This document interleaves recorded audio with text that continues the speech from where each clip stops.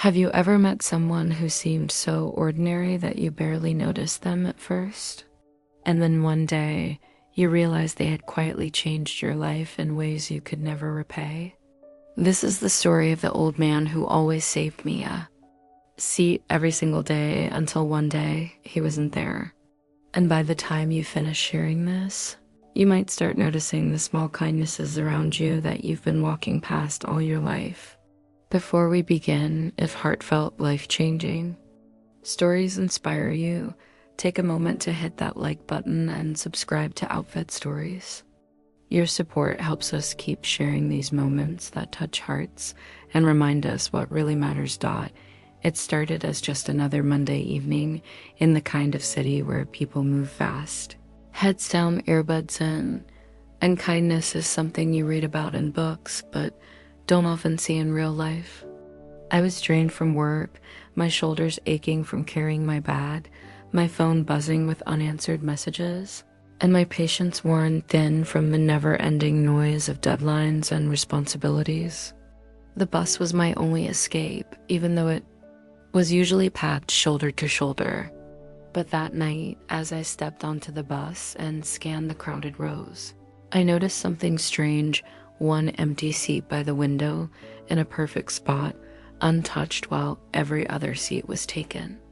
And sitting beside it was an old man with silver hair combed neatly back, wearing a brown coat that looked like it had seen 1,000 winters.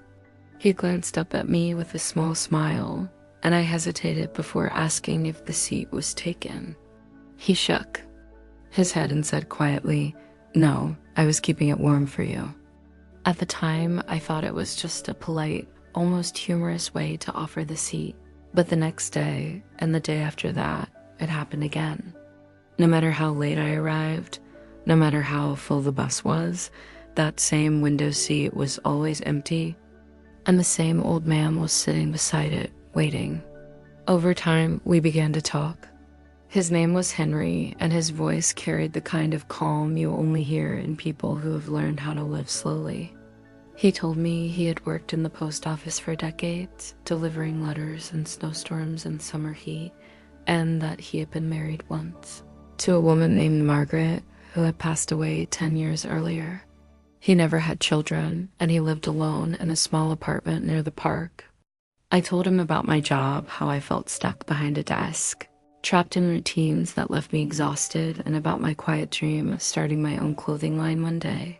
Even though it felt like a distant fantasy, Henry listened in a way that made me feel like my words mattered. When I asked him one day why he always saved me that seat, he smiled and said, "Because in a world where everyone is rushing, I think it's nice for someone to know they've got a place waiting for them." At first, it felt like a sweet gesture, but slowly, without realizing it, that seat became my safe space, the one consistent thing I could count on at the end of long days. And Henry became more than just the man on the bus. He became my friend, my quiet cheerleader, and the reminder that small acts can carry more weight than we think. The months rolled on, and Henry and I built a little ritual without ever calling it one. We would share snacks. He loved caramel candies. I loved trail mix. He would ask about my week, and I would ask about his garden, even though he admitted it was more weeds than flowers these days. On the day I sold my first handmade jacket online, Henry grinned and said, "I knew you'd make it. You've just got to keep going." It felt like he believed in me more than I believed in myself, and that kind of faith stays with you. But then one Monday, I stepped onto the bus and my heart sank. The seat was not empty, it was taken by a stranger, and Henry wasn't there. I told myself he might be sick or busy, but when it happened again the next day, and the day after that, a cold worry started to grow in my chest. I finally asked the bus driver if he'd seen him. The driver paused, looked at me for a long moment, and said, "Henry passed away last weekend. Heart failure. He was a good man." My throat tightened, and the noise of the bus faded until all I could hear was the echo of those words. That night, when I got home, there was a small package at my door. There was no sender's name, just my apartment number written in neat handwriting. Inside was a hand-knitted scarf, soft and warm, and a note that read, "For when the bus gets cold, keep chasing your dream." Henry. I held it in my hands, and for a moment, I felt the same quiet warmth I had felt sitting beside him all those evenings. From then on, I always sat in that same window seat whenever I could not, because it was the most comfortable, but because it reminded me of him and of how one person's consistent kindness can leave a mark that outlasts their time here.